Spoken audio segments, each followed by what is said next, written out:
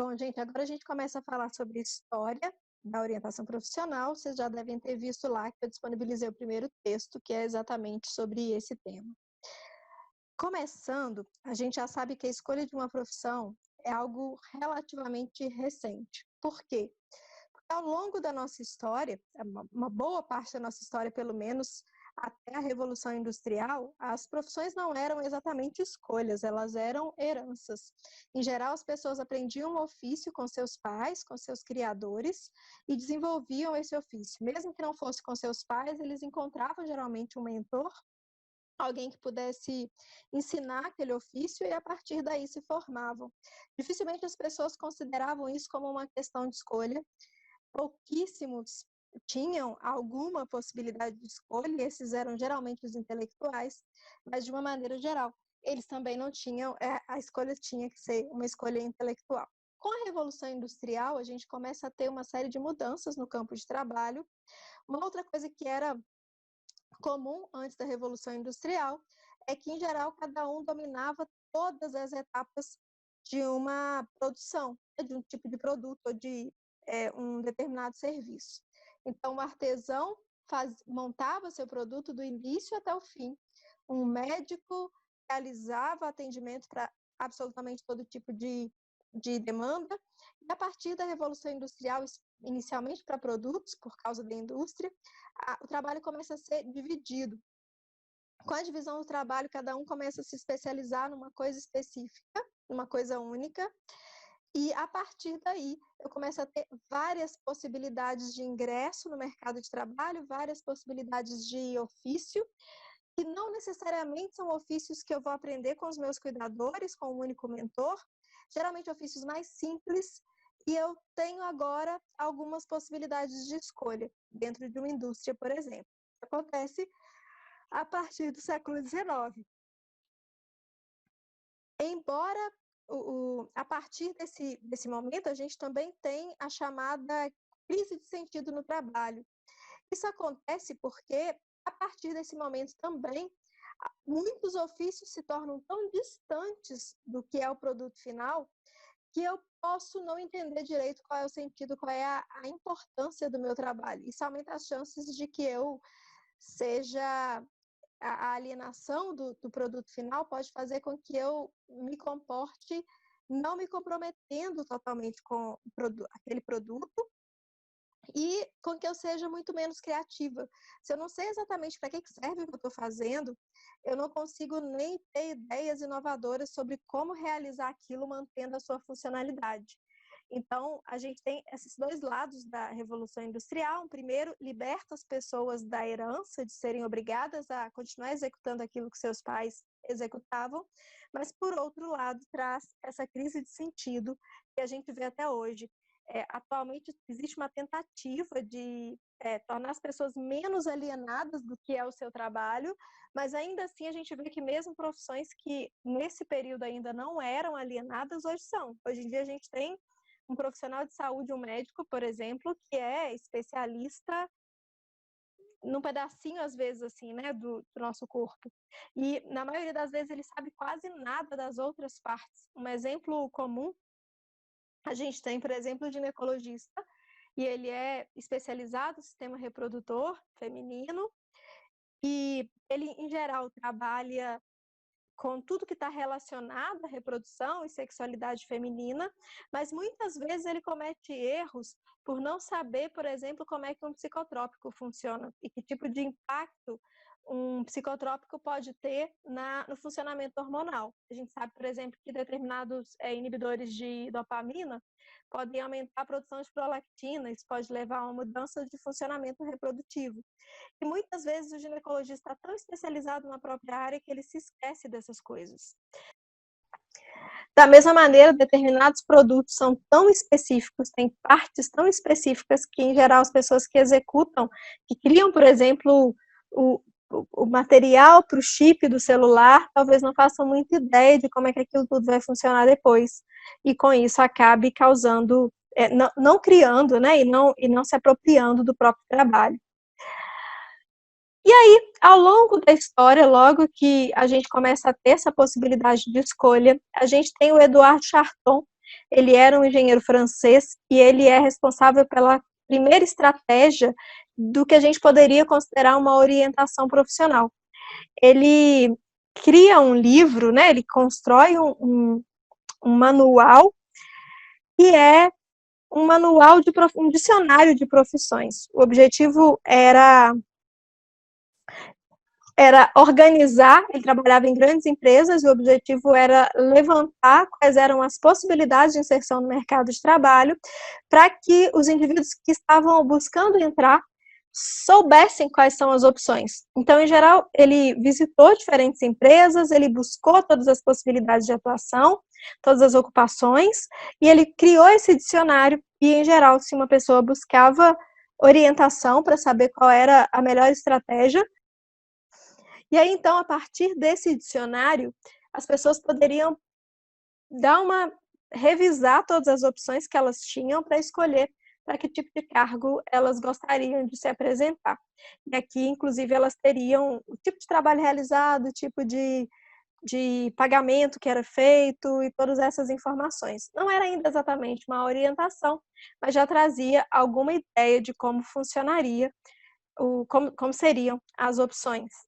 Em 1902, a gente tem o surgimento da chamada psicologia vocacional, com a instalação do primeiro centro de orientação vocacional em Munique. Esse primeiro centro realizava pesquisa e processos de avaliação. O foco era muito avaliativo e o foco era em avaliação para processos seletivos. O objetivo principal era identificar os indivíduos desprovidos de capacidade para executar determinadas tarefas ou indivíduos com uma alta propensão a acidentes de trabalho. Isso porque inicialmente a ideia de vocação estava muito mais focada no que seria melhor para a empresa. Isso era uma psicologia ainda da indústria. O objetivo era identificar as pessoas que produziriam mais para a indústria. E aqui é que a gente tem talvez uma primeira iniciativa que se foca realmente no indivíduo e no processo de desenvolvimento do indivíduo e não só no que seria melhor para a empresa ou para a indústria que está contratando. O Frank Parsons, ele tem uma história bastante interessante, vocês vão ver lá no texto. Ele, primeiramente, se formou em engenharia civil, desistiu da carreira, decidiu ser professor, e daí então ele se formou e começou a dar aulas de matemática, de francês, de história, não necessariamente ao mesmo tempo. Também viu que talvez não fosse a praia dele, daí ele se formou em direito, trabalhou como advogado, depois como escritor, como político e terminou como professor universitário. Bem, dizem que se a gente não acha que não é bom para nada, a gente vai ensinar alguma coisa, né? E ele terminou como professor universitário depois de ter passado por diferentes possibilidades de carreira e terminou dando aula de disciplinas como filosofia e psicologia. E a partir da própria experiência com as escolhas, o Parsons começou a estudar como é que funcionava o nosso processo vocacional. O que fazia com que a gente se sentisse realizado com as nossas escolhas profissionais. Então, ele escreveu o que é considerado o primeiro livro sobre orientação vocacional, que é de fato focado no desenvolvimento do sujeito. Esse livro, essa aqui é uma das primeiras edições, acho que é a primeira, se chama Choosing a Vocation, e foi publicado em 1909. Aqui nesse livro, o Parsons fala um pouco sobre a própria história, sobre o próprio processo, sobre tudo que faltou para que ele conseguisse fazer uma escolha profissional. E, em resumo, ele indica 3 passos fundamentais para que a gente consiga selecionar a ocupação adequada. Uma primeira ele chama de analisando o homem, isto é, a pessoa lucrando ao se compreender e o seu orientador lucrando ao compreendê-la. Um segundo passo, estudando as ocupações, isso é, compreendendo as exigências e as vantagens de cada ocupação. E um terceiro, orientando o homem sobre a ocupação, relacionando os requisitos da ocupação às características da pessoa. Ou seja, primeiramente eu me conheço, depois eu conheço as profissões, depois eu junto as duas coisas. Esses 3 passos são basicamente os 3 passos do tripé atual da orientação profissional. Autoconhecimento, conhecimento das profissões e tomadas de decisão. Então, o Parsons já dita o primeiro modelo de como conduzir um processo de orientação profissional, e esse modelo se mantém mais ou menos até hoje. O Parsons também, em 1907, organizou o Vocational Bureau of Boston, e ele deu início ao chamado movimento de orientação vocacional, o Vocational Guidance, especialmente um modelo de orientação vocacional que era educacional.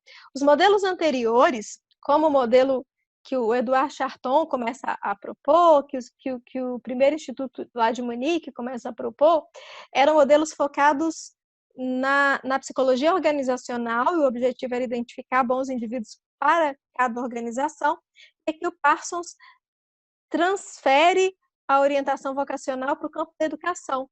E aí, isso passa a ser uma escolha individual. A partir desse momento, então, né, que é a partir da divulgação do seu livro, a orientação vocacional começa a se desenvolver em dois contextos, na psicologia do trabalho e na orientação educacional. Na psicologia do trabalho, foco maior na empresa; na orientação educacional, um foco maior no desenvolvimento do indivíduo. Mas os métodos empregados eram muito semelhantes, e eram basicamente técnicas psicométricas e informação ocupacional. Era mais um processo de avaliação, de testagem vocacional, e depois de informação das ocupações associadas às próprias características. E o principal objetivo, mesmo considerando que lá no contexto educacional do Parsons isso era um pouco mais focado no indivíduo, ainda assim, a gente tem um objetivo final de colocar o homem certo no lugar certo. Mesmo no contexto educacional, o objetivo era avaliar e identificar para que a gente serve, né? Para que cada um, qual era a vocação de cada um. Como eu já disse para vocês, o conceito de vocação vem de chamado, e ainda se tinha aqui a ideia de que a vocação é alguma coisa que eu já tenho, nasci com ela, e eu só preciso que ela seja descoberta. E até a década de 60, então, a gente tem esse mesmo paradigma para a orientação profissional.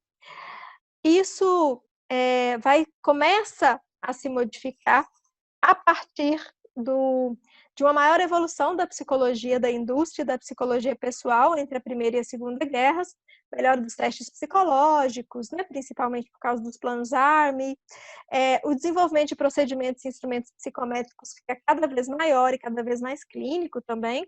A gente tem uma mudança de filosofia educacional da época e começa a criar um modelo de educação que seria mais inclusivo, né, para mais gente, especialmente para pessoas das camadas mais populares, e isso pede uma mudança no processo de orientação profissional. E um marco importante dessa mudança é o livro do Rogers, e o livro do Rogers não é sobre orientação profissional, é sobre aconselhamento em psicoterapia. Esse livro foi publicado em 1942, e o Rogers propõe, e ele é pioneiro nisso, né? Faz uma proposta de que o processo precisa ser centrado no cliente, e o cliente, inclusive, deixa de chamar o indivíduo de paciente para que ele saia dessa postura passiva, e ele passa a ser chamado de cliente, e começa a dizer que o cliente, a finalidade do aconselhamento, por exemplo, na psicoterapia do Rogers, é a autonomia do nosso cliente, e que o cliente ele é ativo nesse processo, ele precisa se tornar autônomo.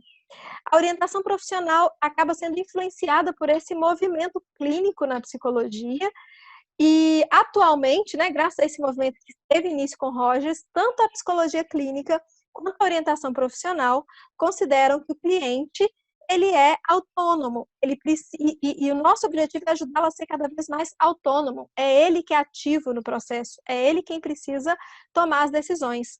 E o papel do orientador ou do terapeuta é de facilitador desse processo. O terapeuta está ali lado a lado com o paciente ou com o cliente, e ele trabalha para que esse indivíduo se torne cada vez mais capaz de tomar decisões por si mesmo. E aí, né, esse movimento todo, que foi crescendo até a década de 60, leva à criação de alguns modelos importantes para a orientação profissional. O modelo do Ginsberg, em 1951, que é publicado nesse livro, Occupational Choice, é um primeiro modelo que pode ser chamado de desenvolvimentista. O Ginsberg propõe que o nosso processo de amadurecimento profissional ele é parecido com o nosso processo de desenvolvimento psicológico. A gente passaria por etapas do nosso processo e a gente precisa cumprir determinadas tarefas desenvolvimentais para que a gente consiga alcançar maturidade suficiente ou capacidade suficiente para tomar decisões profissionais. O Donald Super dá continuidade a esse modelo do Ginsberg. Em 1953, ele propõe o chamado modelo desenvolvimentista. Ele realiza um estudo longitudinal com um grupo bem grande de adolescentes e consegue identificar e nomear os estágios do desenvolvimento profissional. E ele diz que a gente passa ao longo da nossa história por 5 etapas. Essas etapas são mais ou menos lineares, porque a gente pode ter volta, né? Em momentos de crise a gente pode voltar para uma etapa, as idades também não são exatamente as mesmas, mas os estágios são relativamente lineares. E junto com o modelo desenvolvimentista do Super, a gente tem o desenvolvimento do modelo tipológico do Holland, que é uma outra proposta, mas que acaba sendo muito complementar ao modelo do Super. O modelo tipológico do Holland é um modelo de testagem, é um modelo que pressupõe que, ao longo do nosso desenvolvimento, a gente desenvolve uma personalidade vocacional, e assim como a gente tem o modelo dos 5 fatores de personalidade, para nossa personalidade mais genérica, para a personalidade vocacional, o Holland propõe 6 fatores, e a gente vai falar deles mais para frente. Pergunta para a prova, né? Quais são os modelos mais usados atualmente em processos de orientação profissional no mundo? O modelo desenvolvimentista do Super e o modelo tipológico do Holland. Esses são os 2 modelos mais usados, muitas vezes em combinação, no mundo inteiro. No Brasil, embora a gente tenha cada vez mais um crescimento de modelos desenvolvimentistas, como a orientação profissional ela é muito clínica aqui no Brasil e a nossa clínica ainda é muito psicanalítica, o modelo de orientação profissional mais prevalente no Brasil é o modelo psicanalítico. Então, diferente, então, questão de prova, no mundo, esses 2 modelos, desenvolvimentista e o tipológico, no Brasil, psicanalítico. E o modelo psicanalítico é o modelo clínico, chamado modelo clínico do Burroughs-Lavis, que a gente vai falar dele também mais para frente. Vamos falar do modelo, então, como é que foi o desenvolvimento da orientação profissional no Brasil. No Brasil, a gente começa com o Serviço de Seleção e Orientação Profissional para alunos do Liceu de Artes e Ofícios de São Paulo. Esse, em 1924, era um serviço de testagem, de avaliação para alunos que estavam terminando o seu curso. Posteriormente, a gente tem o primeiro serviço público de orientação profissional no Serviço de Educação do Estado de São Paulo, que foi proposto pelo Lourenço Filho na década de 30, e mais tarde esse mesmo serviço continua no Instituto de Educação da USP. Então, esse é o primeiro modelo público de orientação. Daí a gente tem a vinda para o Brasil do Mirey Lopes. Emílio Mirey Lopes foi um psiquiatra espanhol, então radicado no Brasil. Ele é a pessoa que idealizou o PMK, que é aquele teste que muitos de vocês podem ter feito no Detran, que a gente tem que fazer umas coisas sem ver, né? Que tem que fazer uns círculos, umas escadas.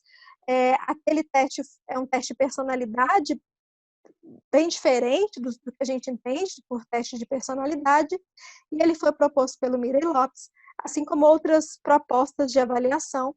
E entre 1945 e 1946, ele ministrou um curso que se focava na seleção, orientação e readaptação profissional e era destinado a pessoas que estivessem interessadas em ampliar seus conhecimentos em processos seletivos e orientação profissional.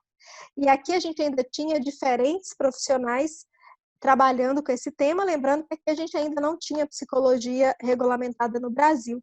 Então, a gente tinha médicos trabalhando com isso, no contexto clínico, a gente tinha educadores, a gente tinha administradores, né? Havia muitos profissionais diferentes, principalmente educadores, profissionais da educação.